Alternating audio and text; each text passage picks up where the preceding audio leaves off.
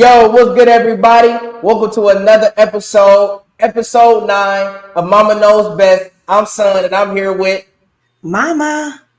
Well, as you were keeping up on our Instagram page, at the time of this recording, obviously things are going to come out a little bit delayed because we do like to stack up on episodes. But this is fresh off my mother being in Connecticut. She took over my space. She took over my bed. She took over my life for 2 or 3 days, and I'm so glad she's back in Florida, and I'm so glad I have my space back. So I want to just take the opportunity and take the opening statement to say that I'm glad to get some sleep.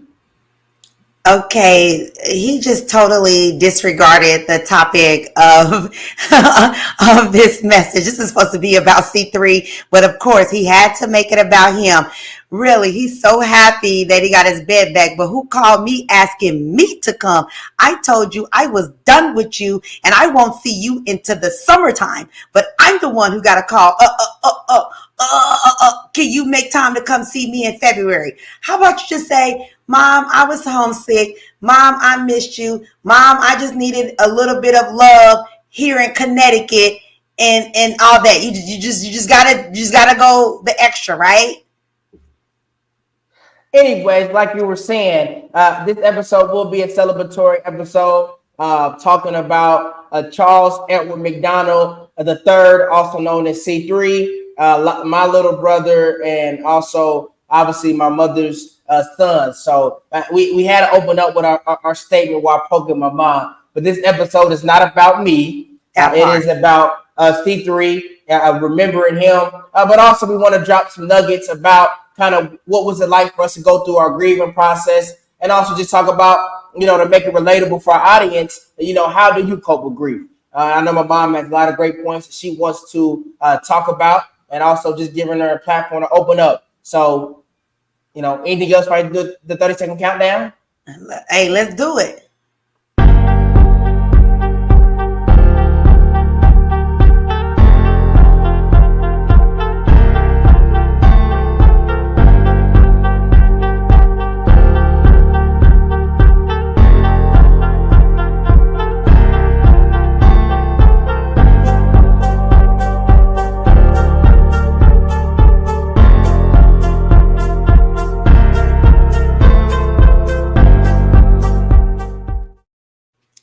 And we're back. I could kick us off since you hijacked it the first minute and a half. You would not kick us off. Again, we'll be talking about C3. And so giving a background on C3. No. Before we do that, happy birthday, C3. This will air February 12th on my son, who would have been 15 years old. How dare you not stop and pause and say happy birthday, C3. Now you can take it.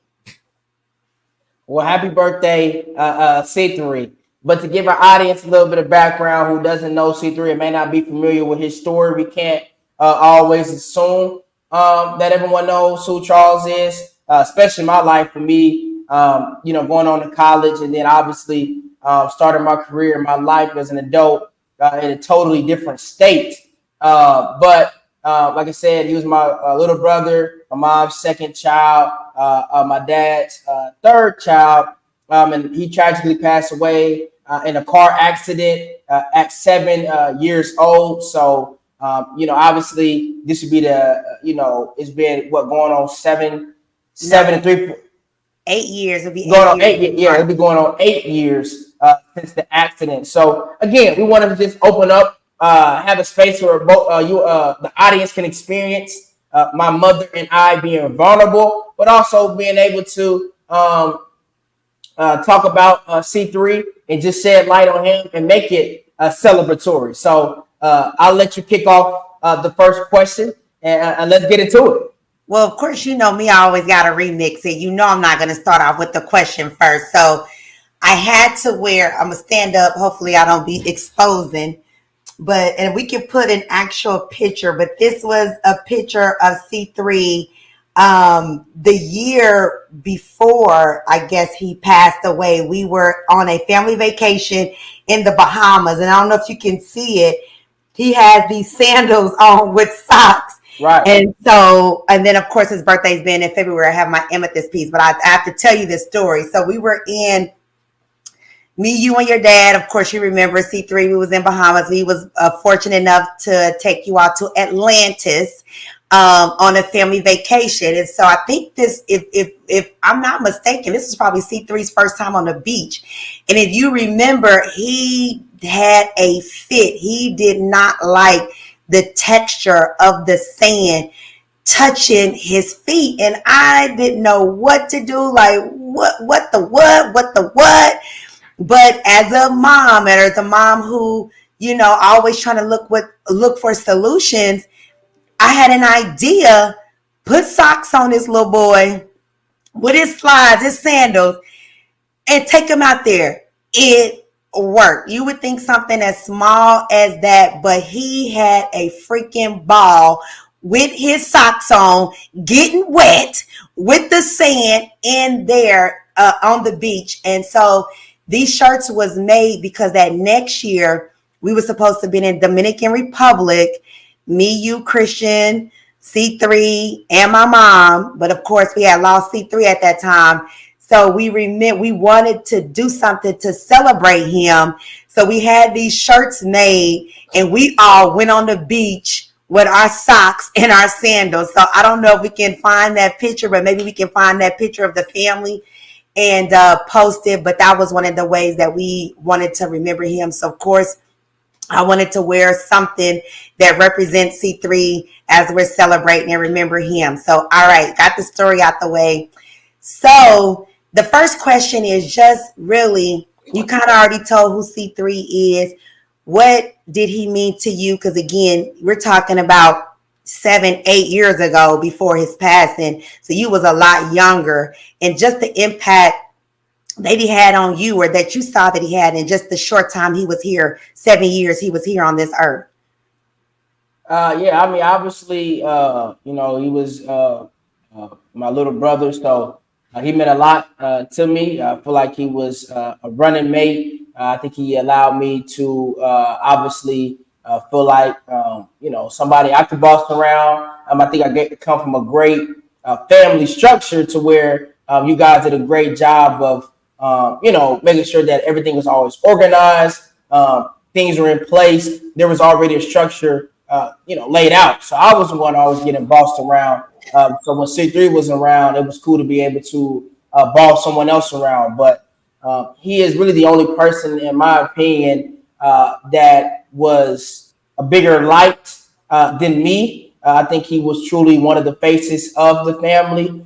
Avery, my godson, kind of resembles C3 in that aspect. But with C3, his intelligence, the way he was able to articulate himself, and then when whatever room that he was going into, whether it was good, bad, or indifferent, you felt his presence immediately.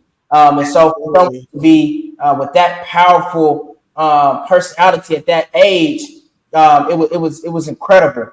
Now the only thing about me, the big difference where I say that I had to grow into becoming, I think a star and a star of the family, and having that confidence of that personality. Versus with him, it was day one. So for me, it was somebody I looked up to. It was somebody that I admired, and then it was also somebody that was running mate that I really, really wanted to pride myself and lead. No, that's awesome. Right. This podcast can go on and on forever Right. with me talking about C3, but I just, just like you said, just kind of piggyback off a lot of things that you said. He was definitely different. And I know you said boss around. I remember one time I'm in the kitchen cooking dinner and you all were too quiet.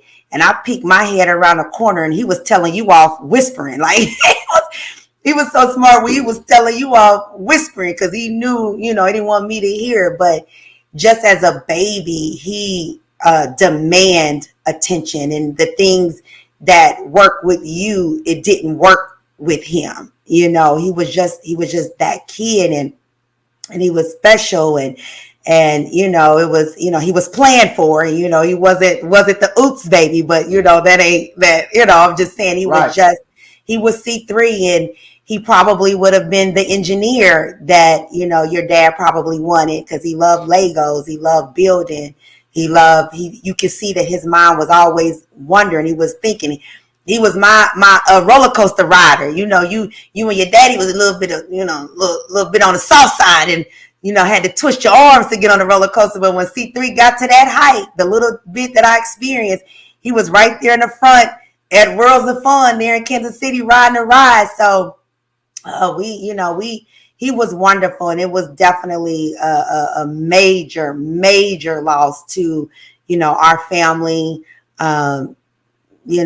extended family, but it is what it is. So I always sit back and try to imagine what he would be, or what, my life would be like if he was still on earth. But hey, it is what it is. So Well, I guess, that brings us into the next question: is how's your life been since he moved on to heaven? oh my, ups and downs. I mean, it's you losing C3. You are literally in a fog. Well, for me, I was in the fog probably the first few years. Just it's unbelievable. It's literally moment by moment. You're not even really thinking about the next hour or the next day, or you're really trying to survive the next moment. And when you talk about something that's in the twilight zone, it's like, am I really here? Is this really my life? You go through these series of emotions that it's like your body is stretched to almost the ultimate capacity. So for me, I went through, wanting to like do what I can to keep my family together. Cause of course, statistically shows, when a couple loses a child, the chances of that relationship surviving is basically slim to none. And with me, with my personality type, I'm always trying to beat the odds if I can. If you just think about my life, I like to beat the odds, but of course we know that didn't happen, and went into a hot girl summer, went into low. I mean, you literally go into these cycles of really just finding out who you are. And it's been a lot of lows. But even with a lot of lows, I've really had some good times. I think like with you, like one thing that I love that you said is you had to kind of find your own, and finding that leadership. I think that leadership in you was always there. It was just in a different type of way. And I think we've kind of been able to come together closer in our relationship. You learn how to you basically learn how to live with a hole in your heart. I know I'm kind of long-winded with this question, because it's so many things that come in you, out of you, that you do have to learn if you choose to decide to keep living. And what I mean by that is there were several moments I didn't want to live. Like I no longer became afraid of death. People are like, oh, I'm afraid to get old, I'm afraid to die. I didn't care. I thought, to me, living was no longer a blessing. You hear those stories where, oh, I woke up on the side of the green, I'm blessed. I didn't feel that way. I was like, if I didn't wake up and I was asleep, I'm good, because I knew that was the only way that I can see C3, is to die. I can no longer see him on this earth. So one, I had to choose to live, and then choose to live with a constant pain, and then also be not bitter in certain regards, to be a person in the community that was still lovable as a wife. Well, we know what happened with that, or as a daughter, as a mom, as a sister, as a friend. You literally have to learn new skills all over again with the hole in your heart. So I'll pause, because I know I said a lot. I give you an opportunity to kind of shed light on your situation, your moment. I'm sorry. Yeah, I mean, the question is, how has life been since he moved on to heaven? And the word I would use is strange. I think that for me, it was the first dose of reality. I think it was good to be able to experience a little bit of realness. I think again, the way that we were raised, C3 and I, as far as never having to worry about nothing. We had two great parents that provided a lot for us emotionally, that had us involved in the church, that made sure we were financially taken care of. We were going to be in the same district growing up for our lives. So we really kind of lived a life on a golden Yeah. road, right? Everyone goes down a road of life. We were going down a golden track. And so I think for me, on the track that I was living and going on, it was the first stop of that track to turn it into a road, and that everything is not always sweet. And when I would say strange is, the house that we lived in, Right. we kept the door closed, right? Right. Or it spiraled into my parents getting divorced. You Right. change, right? There were things, habits that you started to pick up that I didn't necessarily see or agree with, right? Hoping that my dad and I would be able to get closer, and that really didn't happen until this past year. And so Mhm. for the longest, and especially around that time when C3 passed away, everyone comforted the parents. Your mother and your family really came and surrounded you, and you were the main priority as a mother, and that makes sense. And then my grandparents, and then my dad's side of the family really poured into my dad. But I really didn't have nobody.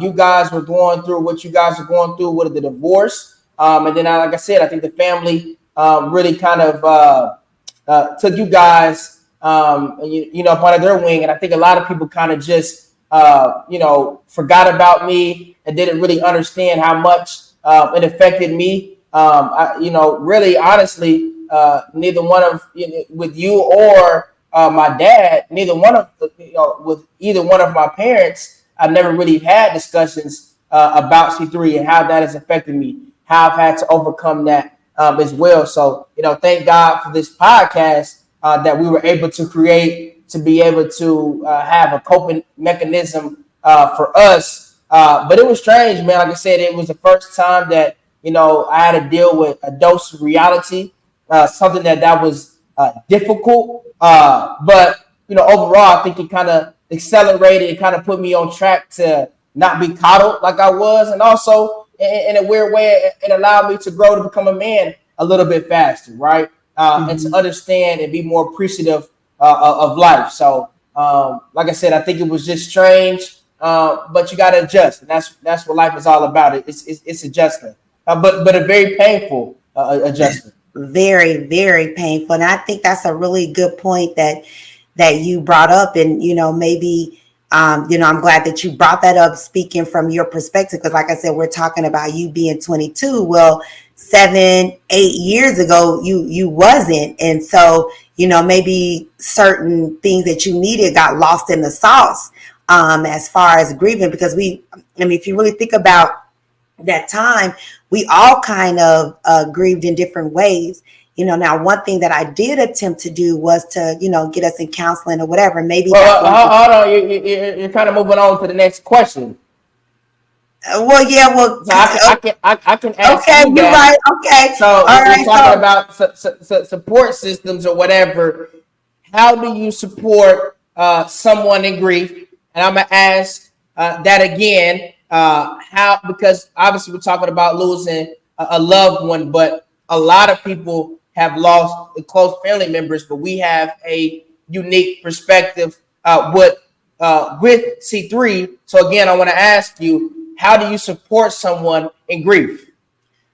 okay, do you want to take it first, since you kind of was talking about, or you want? Okay, so I'm gonna break it down to the do's and don'ts. I have to do that because I think it's very important. But what we'll do is we'll do do's, and then we will circle back around. We'll Well, circle the you can do block. you can do your do's and don'ts. I don't have any do's and don'ts. Okay, well, If you my want to take do. it to do's and don'ts, take it to do's and Okay, don'ts. well, hey, let's do it. The do's is treat me like I'm normal. When I first lost C3, I became, that's Alicia who lost her son. That's Alicia Mm. who lost her son. That's Alicia. It was I that was always I was always associated to that. And then the tragedy of how it happened. And so I was forced into this club that I didn't want to be a part of. I didn't sign up. This is a club that life put me in that I did not want to be a part of. So everywhere I went, I felt there's Alicia who lost her son.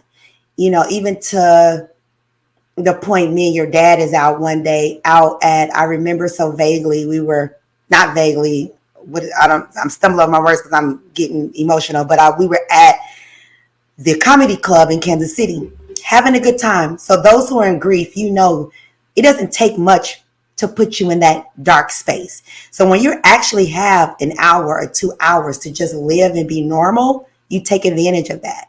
So we were at the comedy club, happened to sit with another Black couple, and the Black couple, I think was one of the assistant soccer coaches or whatever. And when he found out who we were, this whole time we're having a good time, laughing, eating food. I'm probably was drinking. Your daddy probably wasn't drinking, but whatever. Yeah, he doesn't drink, so we know he wasn't drinking. So, and as soon as he realized who he was, oh my God. And it just turned the whole night to, and it's like, hey, we're having a good time. Let's have a good time. So my dues is treat me like I'm normal. What did you do to me? How did you interact with me prior to C3? And I understand adjustments needs to be made. I'm not saying that. But did you call me before? Did we have conversations? Did we go get our nails done? Did we go get our hair done? Did you invite me to birthday parties? Did you do this, do that? Treat me like I'm normal because I'm still a human being. And I don't want to always be living with this cape or this cope. Or, I mean, you know what I mean? Like, there's Alicia who lost her son, you know, and it's just, I want to feel normal again. Again, we did already identify that it's no longer normal, but it's the normal that we're trying to get back in order to actually live and cope into this world. So that is the biggest thing for me. And sometimes even if you don't know what to say, I hate sayings. I hate church sayings. I hate sayings of the world. And what I mean by that is, I hate God. No, I said sayings. I hate Jesus. No. I hate the Bible. I hate church sayings. Okay. Saying that if we really dig into them or take them layer by layer, it's ridiculous. So for example, I know I'm kind of jumping ahead the don'ts. These are probably the 3, maybe 4 things that burns me up. It's in God. It must have been God's will. What do you mean it's in God's will? Because just a week ago, I hear somebody testifying that they were in a car accident and God spared them. So it was God's will to spare them and not spare my son? Like, to me, just certain things is so insensitive. We don't know. I just, that I can't, I hate that. You will see him again. I want to see him right now. Because why is it that some people bury their kids or the kids bury their parents? The parents don't bury their kids. So I want my son right here, right now, live and in living color. Yeah, I know I can see him again, but you know, I cannot stand that. And then another one, here's what everybody say, oh, I couldn't imagine. I can't imagine. I'm living through it and I can't imagine. I don't want you to imagine, because people, for somehow, human nature is they need something to be like, oh, well, my situation isn't better than yours, so I'm gonna love my, just shut up. Sometimes if you don't have anything kind, don't pick off what you heard your pastor say or what you heard somebody say, because that may not even be the right thing to say. Hey, I'd rather somebody say, I don't even know what to say. And life, one thing that I had to learn is life is not fair. Point blank, period. It's just not fair. And so what I had to do is I had to determine in myself, do I believe in God? Yes. Is there certain answers I will not have until I get to heaven? Yes. So I had to reason in myself, I don't know why C3 ain't here. But I'm not gonna let some religious or some spiritual person try to make me feel good based off is his will, or based off he's not. I don't care about that. These are just things that I had to settle in my mind and understand, even though I don't have an understanding of the situation of why it happened and why it happened to me. Oh, and here's another one. I don't care. He don't give he gives his battles, the worst stuff, to the strongest. Screw you. Okay, well, I'll answer the question. You didn't go, Lord have mercy. I'm just saying, these are just things, and I'm not trying to come off. So let me reel it back in. I'm not trying to come off that way, but people do need to know that you have to watch your words when you're dealing with people whose heart is hurting. So I'll pause there and I'll let you take over. Yeah, right. We let you get your 6 minute rant out. And I get exactly. I think it's a great perspective because being someone as a mother that lost a child, you reverse what life should be like. But for me, hey, I understand. I take more of a sympathetic standpoint with people. If you haven't experienced something, or you haven't experienced losing someone like that, it's hard to know what to say, right? Or let me give you an example. I've always had my father in my life. A lot of the girls that I have talked to, whether it's high school or college, or now in my adult space, a lot of the men that a lot of their fathers aren't in their life or hasn't been in their life at all.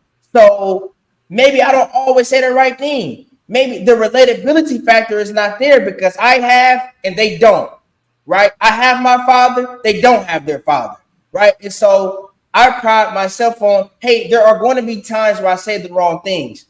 To answer the question, how do you support someone in grief? Is to be a good person. Consistently be a good person. Mm-hmm. Consistently sacrifice your time. Consistently call and check up on them, right? For me, like I said, I'm not always the best with words, but I'm going to call in and check in on you. I'm going to, maybe call a little bit more. Maybe try to push you to talk about the situation if possible. Be vulnerable and let you know, like you said, maybe I don't always, again, have the right words, but hey, I'm trying, right? But if you're being a good person, if you're sacrificing, if there's different things that events or memorable things that person is doing or that they're doing in their own individual life, that you see that they're trying to, continue to grow in, or new opportunities for them, you're supporting that. And when you're a good person and you live that out and you're constantly sacrificing yourself, on a daily basis, it's not that hard to support someone in grief because you're already living it out by pursuing them. And so I think for me, I'm not worried about necessarily the words or what they're saying, what they're not saying. Hey, bro, it's never, what you say, whether it's good or bad, you're still in pain. So, but man, how cool is it to be like, hey, man, I know you're off in college. Let me stop by and be there for you, give you words of encouragement. Hey, Alicia, I know that you moved out to Florida. Let me come spend a weekend out there with you and get to know you and understand some of the pain that you're going through. And hey, I know I still have my kids, but I'm out there and I'm kicking it with you. Hey, Sandra, I know you lost a grandson. Let me take you out. Let's just have some lunch. Let me go out there and get your nails done or things of that nature. Hey, Charles, I know that you lost a son. I know that you like going to the movies, or I know you like doing things of that nature. Let's hone in on that, right? And so I think that for me is just being a good person will always be the number one support. Okay, so we just said it a little bit differently, being consistent, and I said it probably 8 minutes ago because you said I went on a rant. You orchestrated the do's and the don'ts, which I think is super imperative for this podcast. I think you have a perspective that is unique, that a lot of people don't go through and can't relate to, and I just gave a different spin. Yeah, no, I get it, and like I said, you said it in 2, it took me 8. Be normal, treat me, how did you treat me prior, because we're not aliens. And it almost feels like that we're just what you knew as normal is what you knew as your world no longer exists. And the word that you Well, use. what we disagree on is I'm saying taking it to a higher level. That's what I'm saying. Like, don't treat me as things are normal, because when you lose a son or you lose a brother, that's not normal, especially when it first happens. Well, right. So increase your level of pursuit for me, emotionally, physically. How you were treating me, take it to a higher level, right? Let's not act like, oh, you lost your dog, you lost your goldfish. Well, of course. Well, if you remember 6 minute when I was 45 seconds in, I said the normal wasn't gonna be like Right, it was, right. but do you understand what I'm saying though? What I mean by I, that, it's I don't I want this understood it. tagline. Like I had that tagline that followed me for years. That tagline is going to be a clip that we release to get people to watch this episode. So I completely understand that. But um, did you want to answer the last one? I asked the Um, last one. yeah, I would say no. Well, I asked the question, you answer, then I can end it. What are you doing today to keep C3's legacy alive, his name alive? Just what are you doing? Anything like memories, whatever. Yeah, not enough. I feel like, I guess if I'm being honest, for this question, carrying on the legacy, I feel like I failed C3 and carrying on his legacy. For me, I think I'm very similar in my dad in this fashion. I think that we kind of internalize our pain. We probably don't really share how we're feeling unless we really, really, really trust you. Maybe we open up to the woman that we're dealing with that we eventually trust. But for me, because I kind of compressed the pain, compressed the memories of C3, I really Hmm. don't do a lot to carry on his legacy. Now, one thing I do that I have planned and that I really, really hope comes into a reality is when I do have a son, or if I'm blessed to have a son, I'm going to carry on the name Charles Edward McDonald, and then my son will be the fourth. So that's what I have planned. But I think this episode has really sparked a new fire within me to be able to find a way for my mother and I to come together and do more.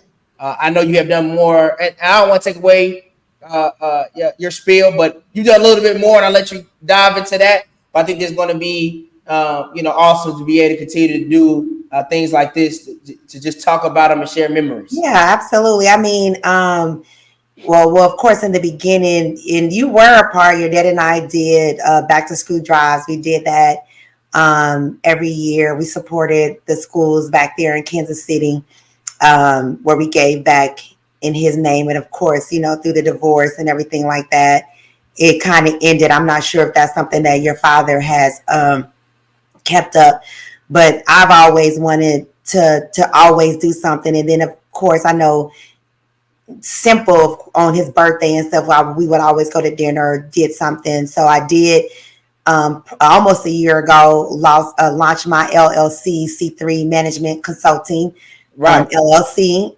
That has been profitable with his name in it. Just again to remember it, him just started when the process of it. But my travel business, again, I know it just has his name, but I'm always making sure if people see C3 or hear C3, they know. But the travel agency name is going to be 3C Right. Platinum Travel, with identifying the 3 C's. But how I'm going to do the logo is going to be like a 3C and then a C3. Just always just doing something to keep him alive.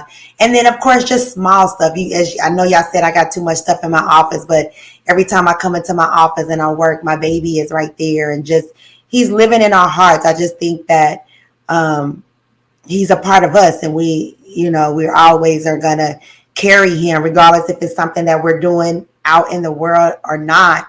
Um, we are C3, and so for his birthday, his favorite restaurant is Mongolia, or was Mongolian Grill, and I didn't think that there was a Mongolian Grill here in Florida. Come to find out, there's one in Lakeland, which is about 40 minutes outside of Tampa. So my mom and I will be going there on February 12th. I know this is going to air on February 12th, to have dinner to celebrate C3. So I am so glad we was able to do this, because it was just no way I was going to we're doing a podcast and we was not going to do something to honor my son, your younger brother. So Yeah, I'm super excited. This will be a full release of the episode. No parts chopped up. I want the full thing released on his birthday out of respect for you, for C3, and also just, I don't think this is something that we need to be chopping up. I think it's, we want to give everybody the real. So I'm glad we were able to talk. This was awesome. It was tough, but hey, yeah, I'm feeling a lot better, and I'm glad that we have something cool to be able to commemorate C3 on February 12th, 2024. Let's get it, boy. hey, Any last words? Any last words? happy birthday, C3. I love you and I miss you, and I truly cannot wait to see you again. Yeah, I can't top that. So, bye. Bye.